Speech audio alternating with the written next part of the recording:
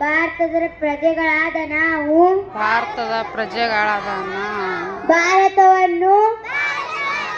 ಒಂದು ಸಾರ್ವಭೌಮ ಸಮಾಜವಾದಿ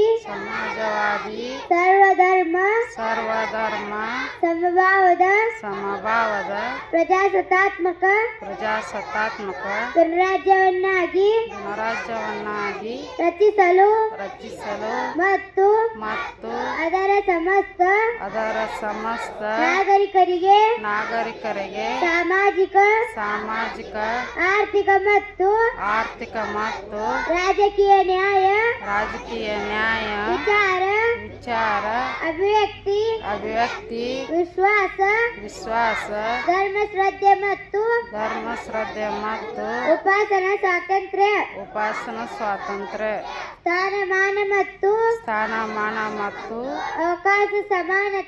ಅವಕಾಶ ಸಮಾನತೆ ದೊರೆಯುವಂತೆ ಮಾಡಲು ವ್ಯಕ್ತಿ ಗೌರವವನ್ನು ರಾಷ್ಟ್ರದ ಏಕತೆಯನ್ನು ಹಾಗೂ ಅಖಂಡತೆಯನ್ನು ಸುನಿಶ್ಚಿತಗೊಳಿಸಿ ಅವರಲ್ಲಿ ಭ್ರಾತೃತ್ವ ಭಾವನೆಯನ್ನು ವೃದ್ಧಿಗೊಳಿಸಲು ಶ್ರದ್ಧಾಪೂರ್ವಕ ಸಂಕಲ್ಪ ಮಾಡಿದವರಾಗಿ ನಮ್ಮ ಸಂವಿಧಾನ ಸಭೆಯಲ್ಲಿ 1949 ಇಸ್ವಿ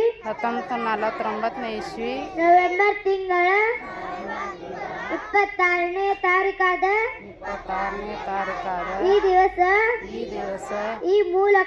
ಈ ಮೂಲಕ ಈ ಸಂವಿಧಾನವನ್ನು ಅಂಗೀಕರಿಸಿ ಅಧಿನಿಯಮಿಸಿ ಅರ್ಪಿಸಿಕೊಂಡಿದ್ದೇವೆ. ಧನ್ಯವಾದ.